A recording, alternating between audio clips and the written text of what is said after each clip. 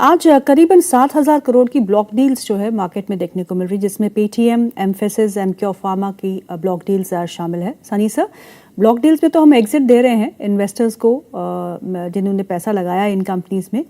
अब इसके बाद इन स्टॉक्स में क्या करना है? एग्जिट तो मिल रहा है एट हायर लेवल्स, बहुत अच्छा रिकवरी हम पेटीएम के स्टॉक में भी देख चुके हैं। अब post the block deals what should one do specifically in Paytm?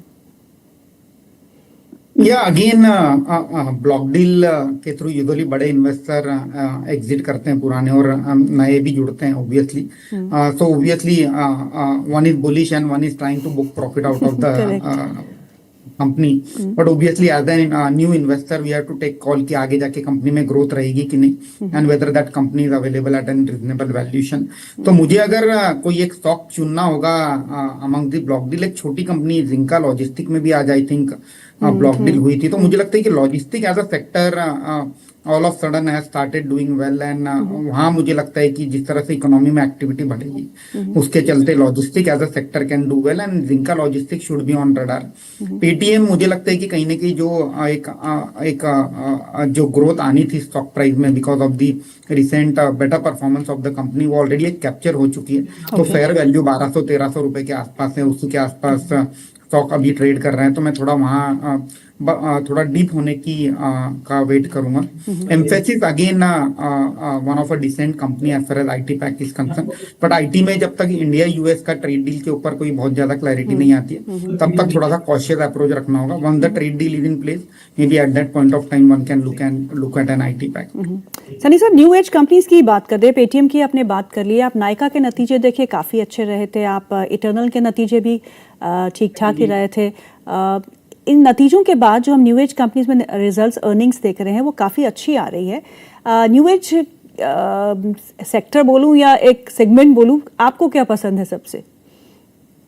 अगर न्यू एज में अगेन देयर आर मेनी सब सेक्टर विद इन दैट, तो अगर हम ऑब्वियसली जो दो पुरानी कंपनी है स्विगी और जोमेटो इंटरनल की बात करते हैं, तो उनमें मुझे लगता है कि अगर मैं वैल्यूएशन के तौर पर कोई कंपनी को चूज करना चाहूंगा तो स्विगी के साथ जाऊंगा। हालांकि हमने देखा है कि क्विक कॉमर्स में because of increase in competitive intensity ये क्वार्टर में दोनों ही कंपनी में थोड़ा बहुत इम्पैक्ट हमें देखा था मार्जिन के चलते हुए। बट हालांकि स्विगी ने जो अपना जून 26 का ब्रेक इवन का जो टारगेट है उसे चेंज नहीं किया है, तो वो देखकर लगता है कि अगले आने वाले 2-3 क्वार्टर काफी रोबस्ट हो सकते हैं क्विक कॉमर्स फ्रंट पर। तो स्विगी को मैं चूज करना चाहूंगा among the new age businesses. On the beauty side obviously जिस तरह से आपने कहा नायका के नंबर्स काफी अच्छे हैं, हमें हुनासा के भी नंबर काफी अच्छे लगे, जहां हमने देखा है कि एक कंसिस्टेंट ग्रेजुअल अपटिक हम मार्जिन में आते हुए देख रहे हैं। तो पोस्ट रैली नायका मुझे हुनासा भी अच्छा लग रहा है, तो Honasa can be the one stock which can be on radar. Among the on the financial side, I think PB Fintech के नतीजे ये क्वार्टर में काफी रोबस्ट रहे थे। So PB Fintech, although there was a concern कि GST रैशनलाइजेशन के बाद उनके बिजनेस में कुछ इम्पैक्ट आ सकता है ऑपरेटिंग लेवल पर, बट वो कुछ ऐसे कुछ नजर नहीं आ रहा है। In fact there is a flywheel effect because of cut in GST, people are trying to upgrade their insurance policy, so that is giving a lot of benefit to a company like PB Fintech. And among the car passenger vehicle side, car trade के number हमें काफी अच्छे लगे थे, तो car trade can be the one company which can be on radar among the classified portal as a business. Gaurav sir, दो stock भारतीय Airtel जो टॉप गेनर है अभी निफ्टी का, करीबन 2% का इजाफा 2149। हालांकि भारतीय एयरटेल में भी कुछ दिनों पहले ब्लॉक डील हुई थी, उसके बाद दबाव भी आया था, लेकिन एक बार फिर उभरते हुए 52 वीक हाई पे फ्रेश 52 वीक हाई पे भारतीय एयरटेल कामकाज करते हुए। एशियन पेंट्स बहुत ही अच्छे मोमेंटम, बहुत ही नतीजे कुछ ठीक ठाक ही रहे थे, उसके बाद एक अच्छा मोमेंटम भी देखा था। 2900 के ऊपर इस समय स्टॉक कामकाज कर रहे हैं, आज हरे निशान में भी है। तो दोनों ही स्टॉक्स पे डे हाई पे है, एशियन पेंट्स भी और भारतीय एयरटेल भी। अब क्या करना है? भारतीय एयरटेल में clearly a lot has been talked about this stock, और मैं तो हमेशा ही उसमें एक बाय की और होल्ड की सलाह देता हूँ। अभी भी मैं वही स्टांस मेंटेन करूंगा। अगर क्लियरली हमें इंडिया के टेलीकॉम सेक्टर को प्ले करना है, वेदर वी लाइक इट और वी डोंट, तो उसके अंदर एक ही क्वालिटी लिस्टेड कंपनी है, एंड दैट इज भारतीय एयरटेल। जियो अभी क्लियरली जब तक अलग नहीं होता है तो वो एक कंसोलिडेटेड बेसिस पे नजर आएगा रिलायंस की बैलेंस शीट में, बट अदरवाइज अगर हमें क्लियरली प्ले करना है टेलीकॉम स्पेस पे, तो it is Bharti Airtel only.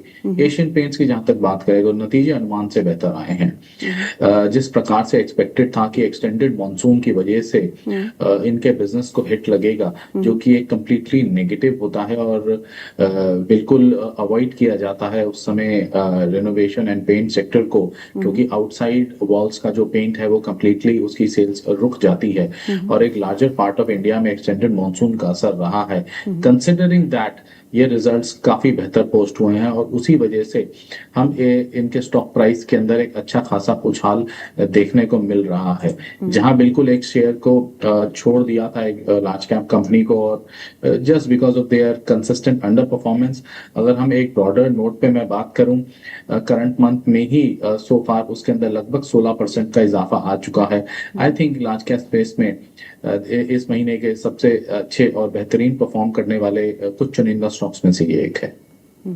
आज मेटल स्पेस में बिकवाली है। मेटल इंडेक्स करीबन 2.5% नीचे इस समय कामकाज करता हुआ है। SAIL, Hind Copper, Hindustan Zinc, Hindalco, Vedanta सभी लाल निशान में है। 1 से 2% से ज़्यादा का यहाँ पे गिरावट देखने को मिल रही है। मेटल स्पेस में कुछ खबरें भी थी सेफ गार्ड ड्यूटी की, वो अभी तक नहीं आई है, पर वहाँ पे एक अच्छा मोमेंटम भी बना था, लेकिन अब थोड़ा फिजल आउट होते हुए, और साथ में ही स्ट्रॉन्ग डॉलर जो है कमोडिटीज़ पे इस समय दबाव बनाए हुए हैं। सनी सर, मेटल स्पेस में इस समय क्या करना चाहिए? आई थिंक आज का जो करेक्शन है मुझे लगता है कि ठीक है, प्रॉफिट टेकिंग है। काफी स्ट्रांग रैली हमने मेटल पैक में देखी है पिछले 3-4 महीनों में। तो आई थिंक ये अपॉर्चुनिटी रहेगी सिलेक्टिव स्टॉक्स को ऐड करने की। तो weather it is a companies like Tata steel, जहां हमने काफी स्ट्रांग सेट ऑफ नंबर्स ये क्वार्टर में आते हुए देखे, और एट द सेम टाइम हालांकि एनएसआर जो रियलाइजेशन है वो थोड़े सॉफन होते हुए दिख रहे हैं, but at the same time input material prices भी कहीं ना कहीं उसमें भी दामों में करेक्शन आते हुए दिख रहे हैं। तो प्रॉफिटेबिलिटी मेंटेन रहने की उम्मीद है। तो Tata Steel is the one stock I would like to recommend from ferrous pack. Among the non ferrous pack मुझे लगता है कि नाल्को अगेन काफी रॉक सॉलिड नंबर ये क्वार्टर में आए थे, तो नाल्को में बाय ऑन डिप की रणनीति सुझाना चाहूंगा as far as metal pack is concern. और इसके अलावा अगर हम देखेंगे तो छोटी कंपनी जैसे इंफा जो फेरोक्रोम में सप्लाई करती है स्टेनलेस स्टील सेक्टर को, वहां हमने देखा है कि रिसेंटली उन्होंने टाटा स्टील का एक प्लांट एक्वायर किया है फेरोक्रोम का, और जो खुद का जो कैपेसिटी एक्सपेंशन का प्लान है उसके चलते FY27 में काफी रोबस्ट अर्निंग ग्रोथ आते हुए हम देखेंगे। तो IMFA is the one stock which we are recommending among the smaller metal pack. Okay, Ather Energy के स्टॉक को देखिएगा गौरव सर। एथर एनर्जी का स्टॉक इस समय करीबन 3.5% ऊपर है, डे हाई पे कामकाज कर रहा है, 672 के आसपास का लेवल है। इस स्टॉक में क्या करना है? गीतू जी, आपने वो शेयर पकड़ लिया जो मेरी आज की बाइंग लिस्ट में है। ओके तो एथर एनर्जी मैंने आज चुना था अपनी बाय लिस्ट के शेयर में। ओके, तो एक अच्छे लगभग 5-7 दिन के लगातार कंसोलिडेशन के बाद जो कंसोलिडेट कर रहा था ये स्टॉक अपने सपोर्ट लेवल से, उसका एक ब्रेकआउट देखने को मिला है with reasonable rise in volume. तो सारी चीजें संकेत ये देती हैं कि यहाँ से पॉजिटिव बायस रहेगा। उसके साथ साथ अगर मैं ब्रॉडर ऑटो इंडेक्स की बात करूं तो आज उसके में भी एक पॉजिटिव बायस बरकरार है। देयरफॉर आई थिंक यहाँ से एथर एनर्जी को शॉर्ट टर्म के लिए बाइंग के लिए कंसिडर किया जा सकता है। 670 के भाव के आसपास ट्रेड कर रहा है, 645 का स्टॉक, और 725 तक के टारगेट्स इसमें देखने को मिल सकते हैं।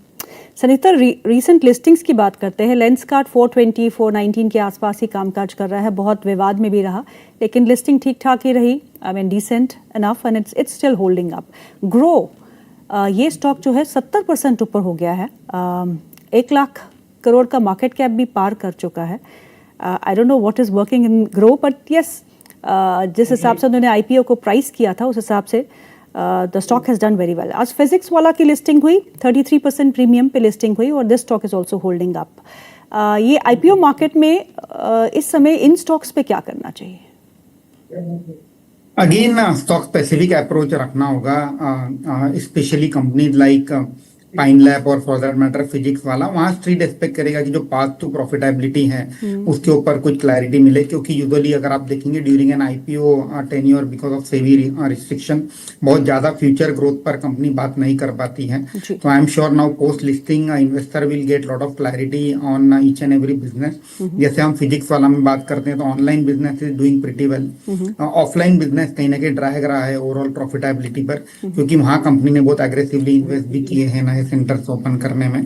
तो any clarity on path to profitability whether it is PhysicsWallah और Pine Lab, that should drive the stock price going ahead.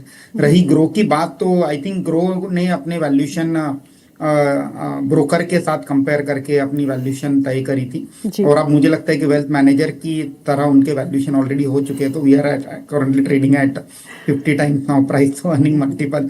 तो आई थिंक दोनों ही स्पेक्ट्रम कैप्चर हो चुका है, वेदर आप एसओटीपी करो या प्राइस टू अर्निंग मल्टीपल करो। तो आई थिंक अब फेयरली वैल्यू लगता है, अनलेस एंड अनटिल कंपनी ये कुछ ऐसा चमत्कार करेगी जो भी एनुअलाइज प्रॉफिट 1800 से 2000 करोड़ के आसपास का नंबर आता है, ये आने वाले 2 साल में बढ़कर 4000 करोड़ हो जाए, तो then that's a totally different scenario. But as of now लगता है कि फेयरली वैल्यूड है। एंड ऑब्वियसली अगर ओवरऑल मार्केट में अगर बॉयंसी आ जाती है कि हम नए हाई बनाकर we can see a very robust increase in volumes on both cash and FNO side, then that can also add to a kicker as far as earning for any retail side broking businesses are concern. तो but as we speak मुझे लगता है कि 1 लाख करोड़ पर अब company Fairlie valued है, तो may be अब चीज नहीं करना चाहिए। थोड़ा सा रिस्क रिवॉर्ड फेवरेबल नहीं लगता है, may be buy on dip is the right strategy for Groww as we speak.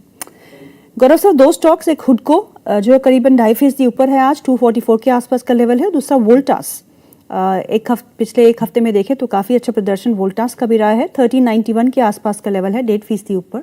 दोनों ही स्टॉक्स पे आपका व्यू? बहुत ही शानदार मूव देखने को मिला है हुडको में, फॉर्मेशन भी बहुत अच्छी है, लॉन्ग टर्म वीकली चार्ट्स के ऊपर ब्रेकआउट आता नजर आ रहा है, 244-45 की रेंज में है। आई थिंक अगर 3-4 महीने का व्यू रखा जाए तो ये शेयर के अंदर एक अच्छा खासा रिटर्न निकलने की पूरी उम्मीद है। 300 तक का लेवल आ जाना चाहिए आने वाले 2 क्वार्टर्स के अंदर। 244 पे ट्रेड कर रहा है, 220 का एक स्टॉप लॉस लगाए। बहुत ही शानदार अपमूव है एंड आई फर्मली बिलीव यहाँ से अपमूव लास्ट करेगा और हमें कंटिन्यूएशन नजर आएगी।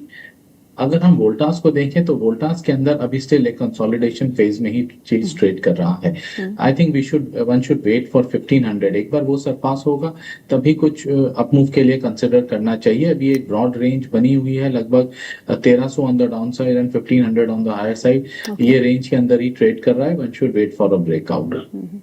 सनी सर, कोई नया स्टॉक जो आपने इनिशिएट किया हो रिसेंटली?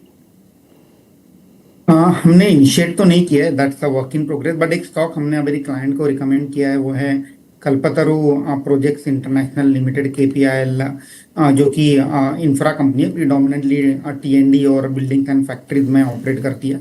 काफी स्ट्रॉन्ग नतीजे आए थे ये क्वार्टर में, जहां हमने देखा कि EBITDA 35% ग्रो हुआ था और प्रॉफिट तकरीबन डबल होकर